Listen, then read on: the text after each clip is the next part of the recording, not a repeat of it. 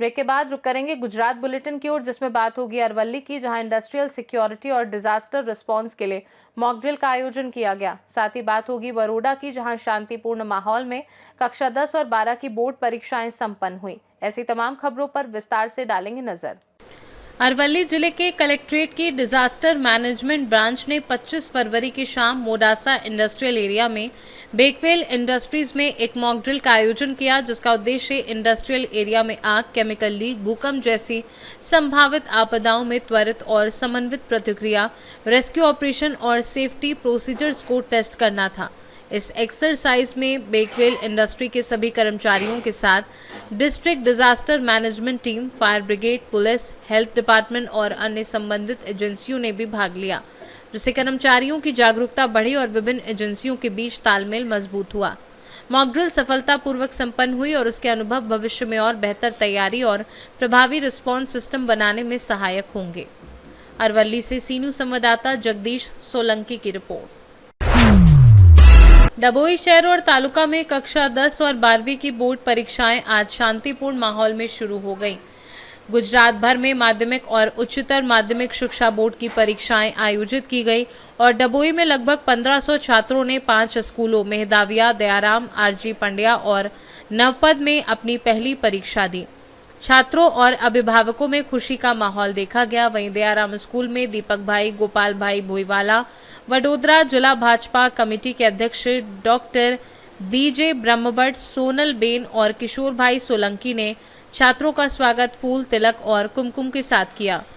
दोपहर के सत्र में 12वीं कक्षा की जनरल स्ट्रीम की परीक्षा भी बिना किसी व्यवधान के संपन्न हुई और स्कूल स्टाफ ने छात्रों से शांत और आत्मविश्वासपूर्ण परीक्षा देने की अपील की।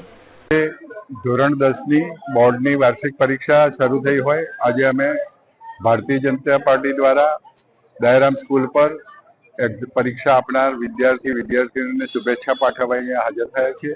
મારી સાથે નગરપાલિકાના પ્રમુખ શ્રી બિરનભાઈ, મારા ડભોઈ નગર ભાજપાના પ્રમુખ શ્રી દીક્ષિતભાઈ, સાથે મહામંત્રીઓ, ચૂંટાયેલી પાંખના સભ્યો અને મારા સૌ સંગઠનના સાથી સભ્યો પરીક્ષાર્થીઓને ખૂબ ખૂબ શુભેચ્છા પાઠવી છે।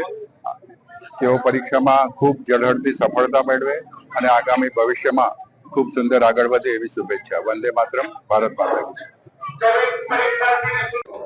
આજરોજ ધોરણ 10 અને ધોરણ 12 વિજ્ઞાન પ્રવાહ, સામાન્ય પ્રવાહ ફેબ્રુઆરી/માર્ચ 2026 બોર્ડની પરીક્ષાનો પ્રથમ દિવસ શ્રી દયારામ કેળવણી મંડળ સંચાલિત શ્રી એમ.એચ. દયારામ શારદા મંદિરમાં ધોરણ 10 એસએસસીમાં લગભગ 600 વિદ્યાર્થીઓ 20 બ્લોકની અંદર આજે પરીક્ષા આપનાર હતા।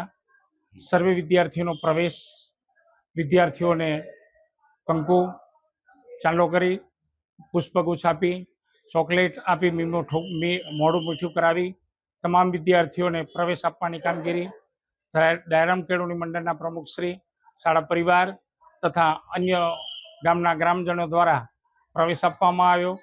તમામ વિદ્યાર્થીઓને શુભેચ્છા પણ પાઠવવામાં આવી।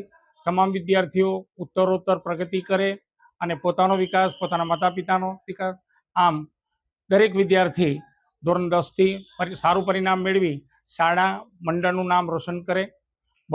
બપોરના સેશનની અંદર ધોરણ 12 વિજ્ઞાન પ્રવાહમાં આ શાળામાં લગભગ 400 વિદ્યાર્થીઓ 20 બ્લોકમાં 400 વિદ્યાર્થીઓ ફિઝિક્સનું પેપર વિજ્ઞાન પ્રવાહમાં પહેલું છે, એમાં પણ એ જ રીતે શાળા પ્રવેશ વિદ્યાર્થીઓને પ્રવેશ આપવામાં આવશે મંડળના પ્રમુખશ્રી દ્વારા।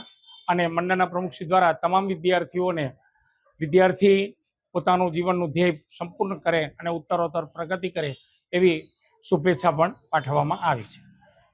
बरोडा से सीनू संवाददाता लालभाई भटियारा की रिपोर्ट। गुजरात बुलेटिन में फिलहाल के लिए इतना ही। बने रहिए सी न्यूज़ भारत के साथ। हर खबर आपके साथ, आपके हाथ।